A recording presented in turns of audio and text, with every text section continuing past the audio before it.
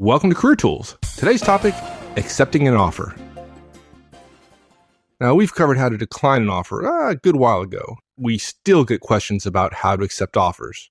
We do get questions about how to accept offers, but they're the wrong questions. And it's not just about saying yes. There's the when and the how to. And people get it wrong. I'll tell you the classic one is people declining before they accept. That's just the biggest unbelievable dumbness ever. Declining an offer from one company before accepting from a different company. Yeah. Yeah, exactly. So, all right, 5 steps. We're going to talk about when to say yes, what to say when you do say yes, how to say it, and then we recommend you send a thank you note, and we recommend you stay in touch, which is your half of the onboarding process. Now, that is a very high-level overview. We're going to get into details, but that's it. Okay, so when do you say yes? The moment you've decided. I literally cannot think of another situation where someone is given an opportunity to make a decision with a deadline, and the assumption is you wait until the deadline. When you have a decision and a deadline, folks, when it comes to offers, I don't know why it is that somehow the deadline is what drives things rather than the decision.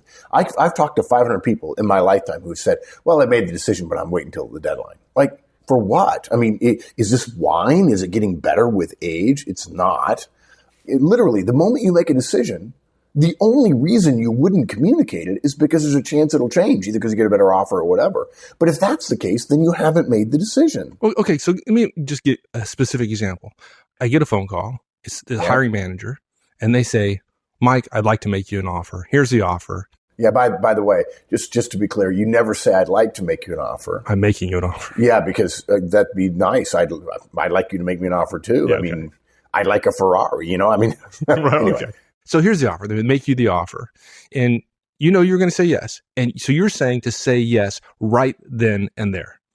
No, I'm saying to say yes the moment you've decided you want the offer, that's where you're willing to accept and that's what you want to do. Okay, and by the way, folks, I want to apologize. I'm eating cough drops. I have a terrible head cold. And I told Mike before we recorded, I would absolutely mention this because 7 years ago, not to put too fine a point on it, jackass, wrote me a nasty note saying he couldn't believe that I was so rude as to be eating and drinking when I was recording a cast. And Mike and I were just talking about, I was on my deathbed at the time. We had to get a cast out. I was eating Hall's mentholatum cough drops and drinking yogi tea just to be able to get full sentences out before my throat clamped shut in sheer agony. So if I sound funny, it's because I'm sick. So we apologize for that. But look, here's the thing. Yes, you can say yes, Mike, if they've made a decision that that's where they want to go. If you have a list of companies that you're interested in, and this company is clearly your number one, and they give you the offer that would make it number one, and there's nowhere else, there's no way anybody else could overcome them, then you make the decision. If you've made the decision, if you say to yourself, I will accept any offer from company A, and company A offers you, then you accept.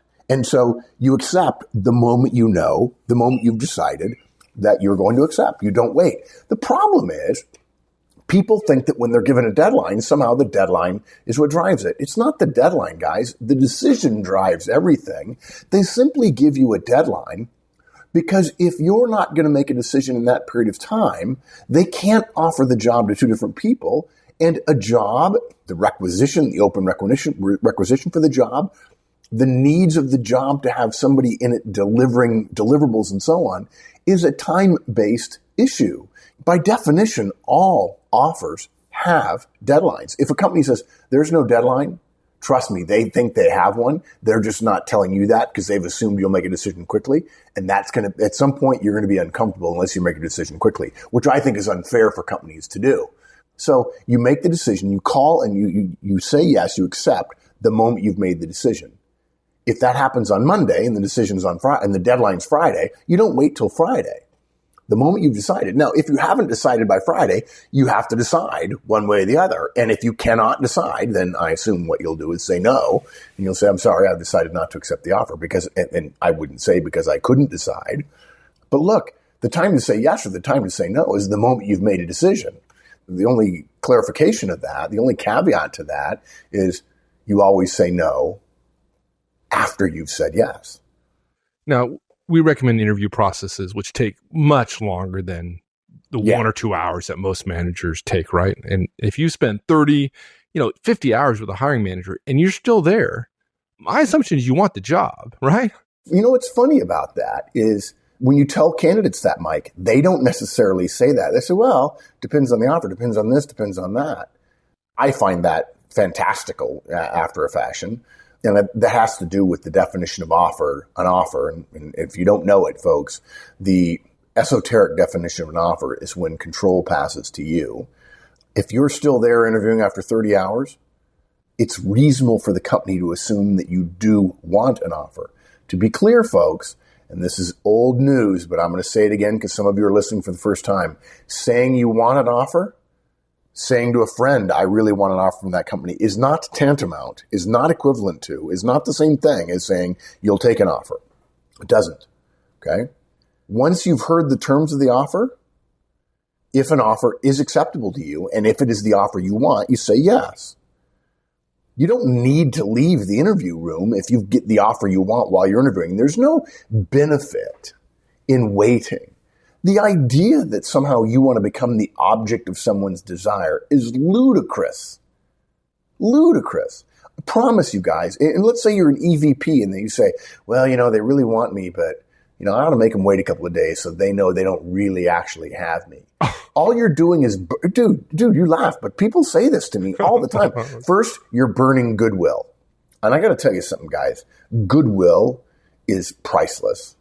It's like a MasterCard or a Visa commercial, whichever one of those. It's priceless. Well, that's what's so ludicrous. That's why I chuckle about it, laugh, because the idea that you start off. Now, I assume you take this job. You're at least considering it might be a long-term position. You might make a career there, and to start off in a new company with a new manager and burn any goodwill that you don't have to burn just seems crazy to me. Okay, but to be fair, the people who burn the goodwill don't see it as a goodwill situation. They see it as the beginning of a tug-of-war between them and the powers that be, and they want a chance to start the tug-of-war on their side, start the rope on their side of the line. That's the way they see it. Well, they're wrong. They're wrong. But I get where they're coming from.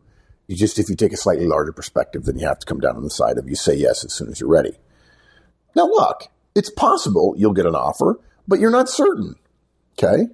Maybe you need to discuss it with your spouse. And look, folks, if you're married and you're ready to say yes, but you haven't talked to the details to your spouse, and the job has changed or the salary has changed or location has changed or anything else, there's no negative to saying, I'm inclined to accept, but I wish to talk to my spouse first.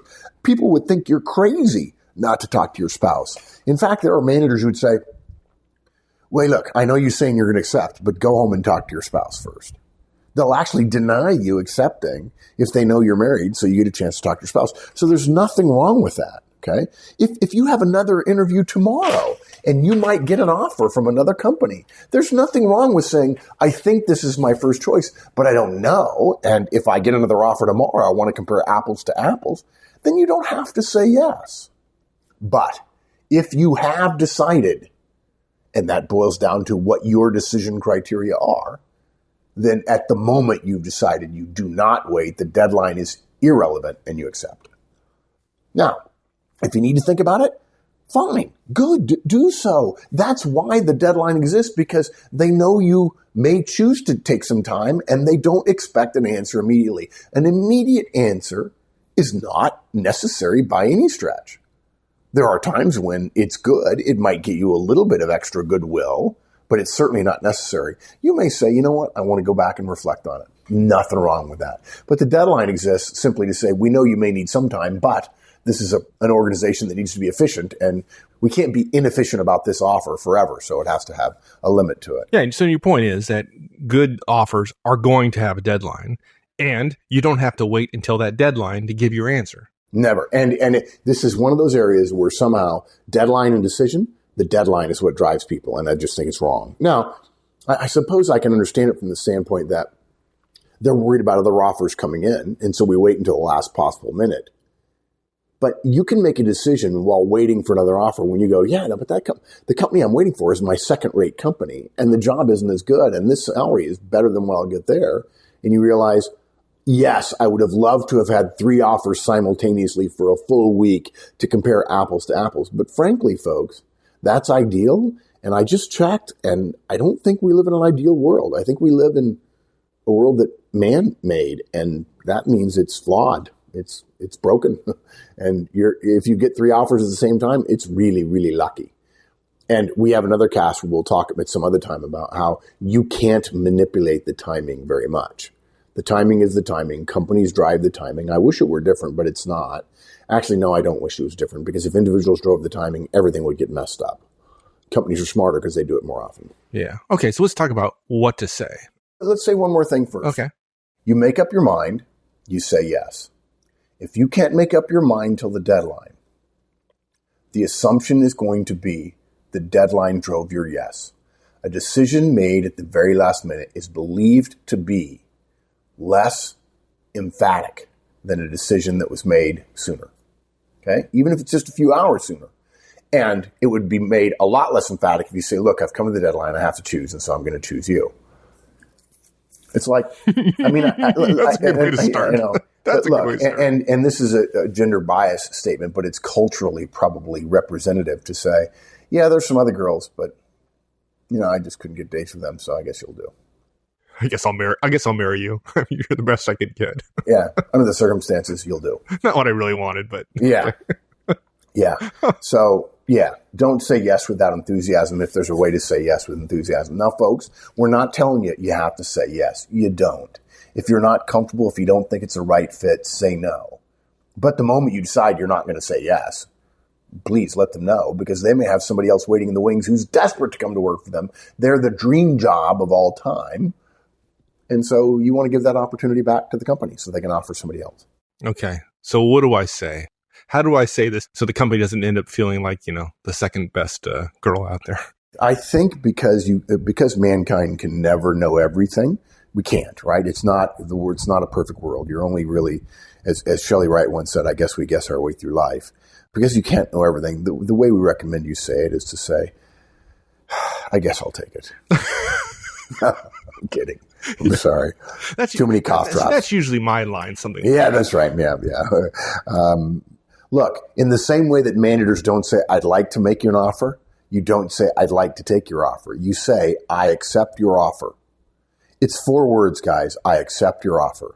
Or I'm calling to accept your offer. And by the way, you don't say, let's say Mike made me an offer with a deadline of day after tomorrow.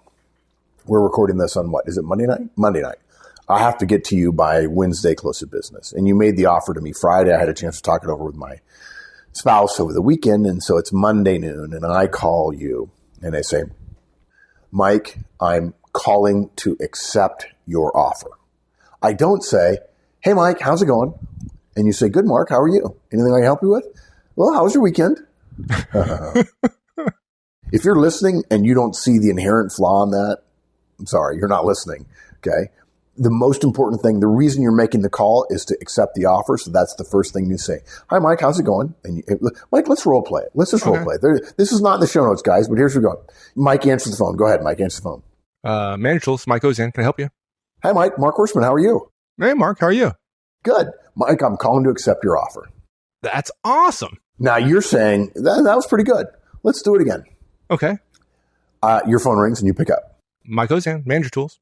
Hey, Mike, it's Mark Horstman. I'm calling to accept your offer. Awesome, Mark. That's great. It's great news. Yeah, dude. So why do we need, how was your weekend? And hey, I just want to tell you what a great experience I had. Because I'll tell you what, if you start out getting ready to accept by saying, I'm calling to tell you what a great experience I have, what does the hiring manager think, Mike? He thinks you're going to say no. That's what he Exactly. Of course, right? Right. I'm going to praise you before I hammer you. Yeah, exactly. Yeah. It's like the chit-chat managers, when they want to nail their direct, they stop by the desk and do a bunch of chit-chat, and then they tell you what they're really there for, which is they want you to do more work or chew you out for not doing good enough work. So what we do is we say, I accept your offer, or I'm calling to accept your offer. And then, add some energy, add some feeling to it. I'm delighted you've made me the offer. I'm excited about joining your team. And by the way, I have found that in exciting times or when you're trying to portray excitement, I found that many people have a tendency to choose very long run-on sentences with multiple commas. and conjunctions like and I recommend you use less commas and more periods. For instance, Mike, I'm calling to accept your offer. I'm delighted you made me the offer. I'm excited about joining your team. Rather than saying, I'm accepting your offer, Mike. I'm delighted. I'm accepting your offer because I'm delighted that you made it and I'm excited about joining your team. That's a long sentence. With 3 different ideas, it's better to have 3 short sentences with 1 idea each. Why do you think people hesitate when it comes to this kind of stuff? Why do you think they do that? Because it just seems kind of obvious. Like, just get bottom line up front. I think it's like feedback. I think they mean well, but they think there's a right way and they don't know the right way and they literally don't have the right words. But it's simple. Say the word accept or take the offer. Don't say I'm inclined or say I'm really excited about your offer. If you say I'm really excited about your offer, that's not a decision. And then if you follow it up with I can't wait to come to work for you, that's also not a decision. So say accept or take. I'm calling to accept, I'm calling to take, or I'm accepting your offer, or I'm taking the offer. Thank you. Now, there are probably other words, but those are the 2 that we recommend. You can't miss with those. Now, look, guys, we know that in some countries, you do need to formally accept in writing, but in those countries, managers will tell you if you verbally call and accept, they consider that a professional obligation as much as doing it in writing. And they assume that if you accept verbally, you're going to accept in writing. And they want to know sooner rather than later. And there are plenty of companies who say you need to accept in writing, but they don't ever give you an offer letter until you accept verbally because it takes a couple hours for legal to get it done. And frankly, they probably get judged on how many offer letters get returned unsigned or unaccepted, meaning if they don't make you don't give you an offer letter until after you verbally say yes, they don't get dinged for a loss. Yeah. So don't be waiting for a document. Verbal yeses are professionally binding and they are sufficient. They are both necessary and sufficient. Let me ask you another question, because I think this gets people sometimes. What if I've left the building? I'm not in the, I'm no longer in the building, talking to the manager with them, and I've gotten an offer, and I call to accept the offer, and the hiring manager's not there, and I get their voicemail. What do I do then? You see now the hidden genius of manager tools, because of course this was what we had in mind when we tell people not to say, "How was your weekend?" Because answering machines don't answer that question, and then you're stuck. Stuck. I'm sorry. I'm kidding, guys. I'm kidding. It's the cough drops. You'd want to be personal, right? You'd want to have a personal conversation with the person. So okay. You leave a voicemail and say, "Hey, this is Mike. I'm calling about that job, and I'd like you to give me a call back." Trust me, dude. If you say things like that, if you mislead people and you think they get you, they'll repeat it later and say, "I heard Ozen say exactly this," and it'd be technically true, but they missed your sarcasm. Oh, okay. There was sarcasm there. Yeah. And to be clear, but let's be clear though, sarcasm doesn't always translate, right? Doesn't translate into writing. And it sometimes doesn't translate verbally, particularly when English is a second language. Okay. I'm thinking particularly about Tomas right now telling us that I told him once that all one-on-one should be on Thursdays. Right. I'm pretty sure I never ever said that to Tomas. I love you, man, but I never said that. No, of course you can call. If you get voicemail, you accept to voicemail. That's why the phrase, "I'm calling to accept," or "I'm accepting your offer," or "I'm taking your offer," not "I'd like to take." In fact, I know many people who have said, "I'd like to take your offer, but," and that is just like the worst formulation ever. Right. So it's perfectly acceptable to accept the offer on voicemail. Yeah, and here's what's interesting. You were right when you suggested that people say, "Well, I want to do it in person. I want to make a connection with them." Yes, you do. But what you're doing is putting your needs and your wants over the company, and now's not the time to do it. They have other things going on relative to the offer. The moment you're going to accept, the moment they know, even if he can't call you back for 12 hours, she can call her admin, she can call HR, she can call benefits. There's all kinds of things, all kinds of processes that can start happening. If Wendy were on this cast, she would be like, "Oh, we could do this, we could do this, we could do that." There are all kinds of things you can do when somebody's coming on board. Well, I think people forget that sometimes hiring is as stressful for the manager as it is for the candidate. Yeah. And when you say, "I'm not going to accept the voicemail," you're just making it more stressful for the manager. There are managers who will get a voicemail that's unclear whether the person's giving a yes or no. And by the way, I've heard things like, I have good news, followed by, I'm really inclined to accept, but I need 2 more weeks. And they think the inclined to accept is such good news that I'll give them 2 more weeks, like crack smoking idiots that they are, chupacabras. So if you need to accept, you can accept to voicemail. Okay. Once the hiring manager has made a big decision to hire you, she's on tenterhooks about whether you're going to accept or if she's going to have to go through the whole process again. Managers sometimes won't make offers. I talk to many people who say, he seems to be expecting me to say yes before he makes an offer. Yeah, because there's a lot going on. He doesn't want to go through the process of making an offer and getting approval and then find out you're just going to say no. Now, there are some managers who take that to an extreme and they make you uncomfortable and say, look, I'm not going to interview you unless you're going to accept in advance. Will you accept if I make an offer? And we always tell people, well, are you making me one?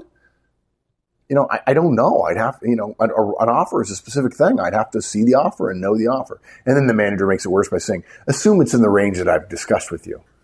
Well, then you can assume I would say yes. Okay, so folks, what Mark is saying is do not do what I said earlier, which is say, leave a voicemail that says, call me back. Yeah, don't. So it's cruel, dude. It's totally cruel. Say, I'm calling to accept your offer. I'm delighted you made it. I'm excited about joining your team. I'll be free to discuss next step with you. As soon as you are, here's my number. Boom. Okay. How about email? We got to talk about email. Can you accept via email? Yeah, you can. We don't recommend it, but you can. And look, if you get an offer and it's Wednesday afternoon and the decision is Friday and you call Thursday and you stupidly don't accept to the voicemail, you get voicemail. Cell phone, call the office too. I'll tell you what, if the right company offered me and there were 3 numbers I could call, I'd call all 3 and leave acceptances on all 3. And I'd let people laugh at me and say, oh yeah, we got all 3 of your messages. Privately laughing, look at the good doofus. He accepted everywhere. You know what? Okay, laugh at me. But I'm a guy who over communicates about important stuff. Simple as that. I'd much rather be accused of over communicating than saying, hey, I've got an answer for you. Call me back. Talk about under communicating. Yeah. So you can accept by email. It's less personal. It's less immediate. There are managers who say, send me a mail, right? Just send me mail. And so we understand that. Mail has become a hugely important part of our organizational cultures. We don't recommend it, but you can do it. And if you're pretty sure that's the only way you could reach a manager, do it. Absolutely. Do it. Do it with our good wishes. Okay. Now we talked about what to say. How do you say it? And folks, this is an important part of it. Yeah, this is easy. Even if you're not excited about accepting, you better sound excited. Okay? So do it with enthusiasm. Look, let's live a life where we're respectful of other people the way we want them to be respectful to us. Let's golden rule here a little bit. And how would you feel if the manager said, look, I've interviewed a bunch of people. Nobody's really very good, but you're the best in the heap. So, yeah. You're on the dung heap, but you're on the top. So we're taking you. So I hope I can throw together an offer that might catch you. By the same token, you saying, hey, look, I've looked and I don't really find anything right, but you did give me an offer. So I got to have a job. I got to pay the bills. Got to have a job. So whatever you do, go to the other extreme. Yes, this is a formal moment, but please accept with enthusiasm. Your hiring manager, the person who's hiring you, has made a significant and serious choice. But what they want is not for you to be serious when you accept. They want you to show what you're going to show on the job. And even for engineers, even for software developers, we want somebody who's excited. Remember what Horstman's law is, Horstman's second or third law about interviewing. Third law, we'll take 90% less ability for 10% more attitude every day of the week. Don't be so overwhelmed by the moment, or don't try so hard to play it cool that you give the impression you're not excited, you're not happy about your choice. This is the beginning of a relationship, okay? You want to convince that hiring manager that it's going to be a happy one, an effective one. And at that point, what you can do is show energy and enthusiasm. You don't have to prove the validity of your thought process, or you don't have to sound official and formal. You can just say, I'm really excited. Can't wait to come to work for you. Please give me a call so we can talk about next steps. Simple. Awesome. Okay, so after you accept the offer, anything else I need to do? I've accepted it verbally, for example. Anything else I need to do? Duh. Thank you note. Thank you note. Okay. Yeah. Same day. It's not over the top. Totally demonstrates enthusiasm. I got to tell you, my new assistant is here, and on my desk were like 6 thank you notes. And, people send thank you notes all the time, and I open them, read them, and I wasn't having a great day, and suddenly I was. I mean, thank you notes, they're like the saffron of modern relationships. They work. They're helpful. If there's any time to send a thank you note, now's the time after you've accepted an offer. Your boss will get it. He'll probably only get 1 or 2 a year, and he'll remember that you were one of the ones that sent it. And he'll keep it 99% of the time. Yeah, even if you sent several thank you notes through the course of the interviewing process. Yeah, exactly. And if there are 3 managers you interviewed with, send 3 thank you notes. Send 3. Hey, thank you again. Just communicating with you that I've accepted the offer. I'm so appreciative of the time you spent with me. Thank you for doing your best to interview me and show me what I needed to know in order to make a great decision. I feel like I've made a great one. I look forward to staying in touch with you. That's awesome. And that's it until you start the job, right? This is literally early relationship building. You're crazy not to do it.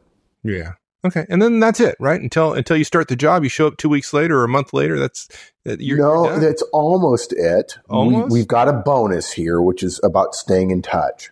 The process by which you accept is say yes when you're ready, say it with enthusiasm, say accept or taking, and send a thank you note.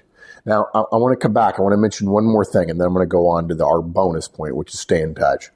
First of all, the reason we talk about staying in touch is because you can't be sure the company has a great onboarding process, and you don't want to put your best foot forward and drag the other one behind and have a great experience and get a great offer and accept it, and then have it be 60 days or 30 days and feel like once you start, everybody's lost track of you and you end up not starting off on a good foot.